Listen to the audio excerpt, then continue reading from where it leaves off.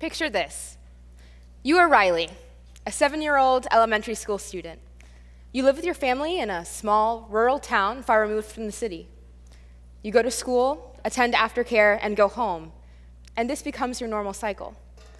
You get by academically, but there's little connecting you to your peers besides the time shared in your small, disinfectant-smelling classroom. You don't have any opportunities to engage with the arts outside of school because they're too expensive and far away. Every day, you just get by.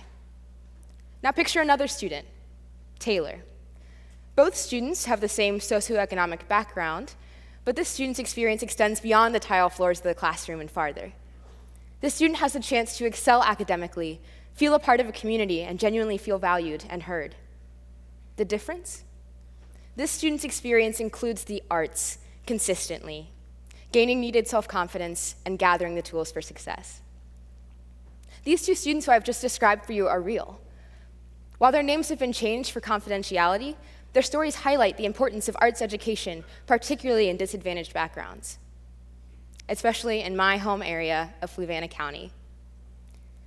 Now, growing up, as evidenced by this embarrassing picture of myself, I was blessed with the opportunity to engage with the arts at an early age. I was able to work with my peers to put on a show. I had to think outside the box. I had to be the best version of myself I could be for my castmates and peers. However, I realized that not every student had access to the same opportunities. Why was that? I learned that the barriers between students and access to the arts were geographic location and cost. Now, Fluvanna County is a beautiful county filled with vast fields, a total of 1 traffic light, and the local social centers of locally owned grocery stores. Now, Charlottesville is 35 minutes away, and if any of you have driven on Route 53, you know that if you get stuck behind a tractor trailer, you're suddenly an hour and a half late for work. This means that for students and my peers, ready access to theatrical extracurricular opportunities was not always available. Thus, I wondered, how could I bridge this gap in access and arts? This bridge would not be an easy one to build.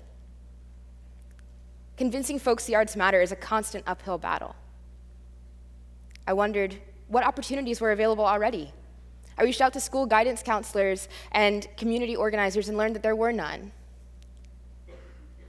And making a program that's free and accessible, that's another struggle. As an artist, I faced the question of, how are you going to make money off of that?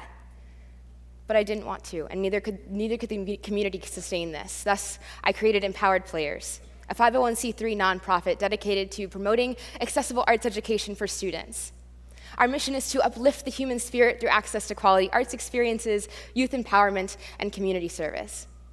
The hallmark of our program is that we offer free and reduced price classes, camps, and performances for students.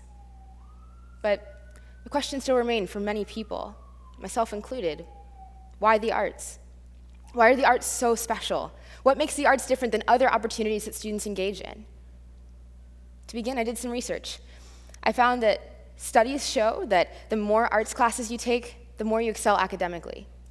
For example, increased art classes equal increased SAT scores. And while we all know that correlation does not equal causation, the study found the results to be statistically significant even after controlling for external factors. Another study by the Arts Education Partnership showed that the arts foster key soft skills, including self-confidence, self-control, conflict resolution, empathy, social tolerance, and resilience. Now, I don't know about you all, but I feel like those are some skills that we could use in our time right now. However, I was still stuck. I had this vision, I had this dream, but as a stereotypical struggling artist, I didn't have any money, I didn't have any studio, but I just had this big vision. So what do? I turned to some key community partners in Fluvanna, and we started our first summer camp with Empowered Players. This camp had 10 students, many of whom had never set foot on a stage before. Yes, please enjoy, they're adorable. Many of whom had never set foot on a stage before, but this camp became the springboard for our organization, an organization that now has over 7 different programs year-round and has served over 150 students.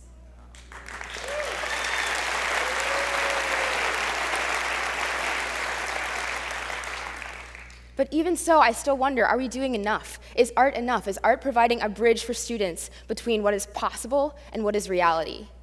So we decided to survey our program, and we found that over 80% of participants had been involved in the program for over a year.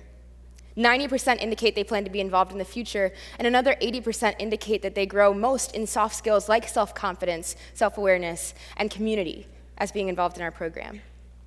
Students with learning and cognitive differences excel and see social and academic achievement after being involved in something so wonderful as theater.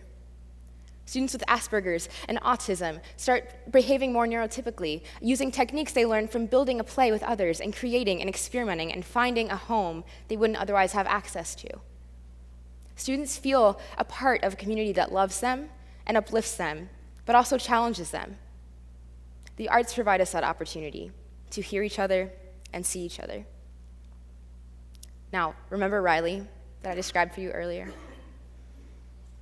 You go to the library every week with your mom, and you're a bit of a nervous reader.